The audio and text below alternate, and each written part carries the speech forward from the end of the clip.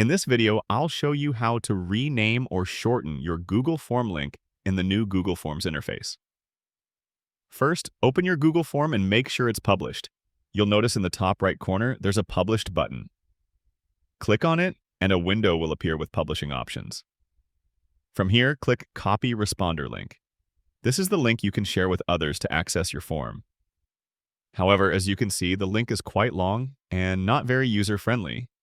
To make it shorter, click on Shorten URL. Once you do, Google will create a shorter version of your link, which you can copy and share.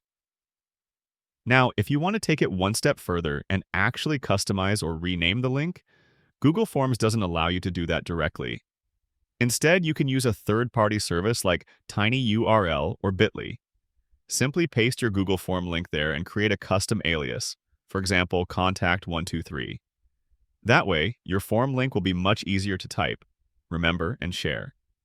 And that's how you can rename or shorten your Google Form link using the new Google Forms interface. If you found this tutorial helpful, don't forget to like the video and subscribe for more quick guides.